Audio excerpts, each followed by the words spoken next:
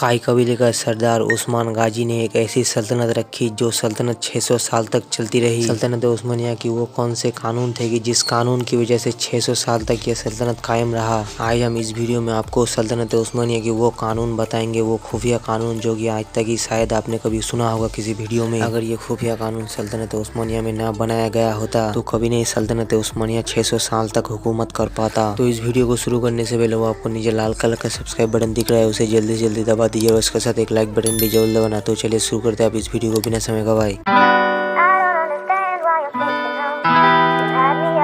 3 महाद्वीपों पर राज करने वाला ये ऑटोमन एम्पायर 600 साल में 36 सुल्तानों ने इस सल्तनत को चलाया है। लेकिन ये सभी कहानियां तो आप पहले से ही जानते हैं। लेकिन आज हम इस वीडियो में आपको ऑटोमन एम्पायर की ऐसी कानूनें बताने वाले हैं जिस कानून की वजह से ये सल्तनत 600 साल तक चला। जैसे कि आप सभी जानते हैं, ऑटोमन एम्पायर की बुनियाद रखी थी उस्मान गाजी ने। उस्मान गाजी के गुजरने के बाद इस सल्तनत को उसके बड़े बेटे ओरहान गाजी ने आगे बढ़ाया और फिर कई सालों तक ये सिलसिला ऐसा ही चलता रहा। बाप से बेटे तक सिंहासन गया। फिर कुछ साल गुजरने के बाद ऑटोमन एम्पायर में एक ऐसा नियम लागू किया गया जिस नियम की वजह से उस्मानिया सल्तनत के शहजादों को जवान होने के बाद सभी को एक एक रियासत देके उन्हें अपने रियासत में भेज दिया जाता था। रियासत यानी कोई अलग रियासत नहीं, सल्तनत उस्मानिया की ही किसी स्टेट पे या फिर किसी जिले का गवर्नर बना के उन्हें भेज दिया जाता, ताकि वो कम उम्र में ही सीख सके कि सियासत कैसे चलाते हैं और सियासत चलाने का तजुर्बा हासिल कर सके। भविष्य में अगर इन सारे शहजादों में से कोई भी शहजादा अगर उस्मानिया तख्त पर बैठा तो उसे किसी किस्म का मुश्किल का सामना न करना पड़े।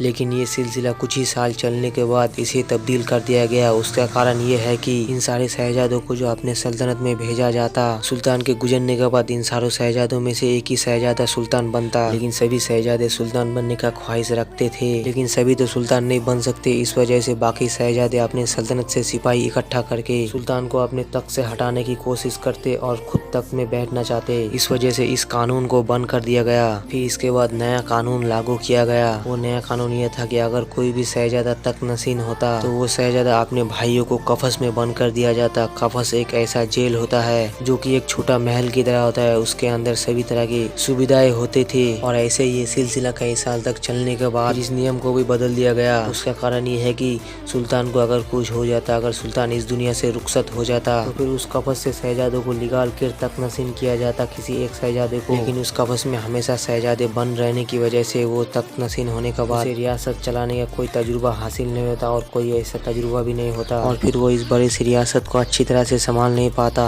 फिर जो ये कफस में भाइयों को बंद करने का वाला सिलसिला था ये ज्यादा साल तक नहीं टिका। फिर सल्तनत उस्मानिया में एक ऐसा कानून लागू किया गया जो कानून आज तक शायद किसी बादशाह ने सोचा भी नहीं होगा और इससे पहले ना ही किसी रियासत के बादशाह ने ऐसे कानून को बनाया था। कानून ये था कि अगर कोई भी शहजादा तख्त नशीन होगा यानी उस्मानिया साम्राज्य के गद्दी पर बैठेगा तो उसे एक हुक्म सादिर करना होगा। वो हुक्म ये था कि सुल्तान के जितने भी भाई है और जितने भी भतीजे हैं उन सारे भाई भतीजों का कत्ल करने का फरमान जारी करना पड़ता। यहाँ तक कि दूध पीते बच्चों को भी नहीं छोड़ा जाता, उन्हें भी कत्ल कर दिया जाता। इस कत्ल का पीछे का कारण ये है कि इन फ्यूचर अगर उसके भाई भतीजे सुल्तान के खिलाफ बगावत करके उसके गद्दी को छीनने की कोशिश करेगा, इस वजह से उस्मानिया सुल्तान ऐसी फरमान जारी करता और ये सिलसिला बहुत सालों तक चलता रहा। फिर इसके बाद कई बादशाह आए और कई बादशाह गए। फिर एक बार इस नियम को भी बंद करके फिर वापस से कफस वाले नियम को चालू कर दिया गया। तो दोस्तों, मैं आशा करता हूँ कि मैं इस वीडियो में जो भी आपको इन्फॉर्मेशन दिया हूँ तो आप उस इन्फॉर्मेशन का सही मतलब समझ चुके हैं। यानी उस्मानिया सुल्तान का फरमान अपने भाइयों को और चचाओं को कत्ल करने का कारण क्या था।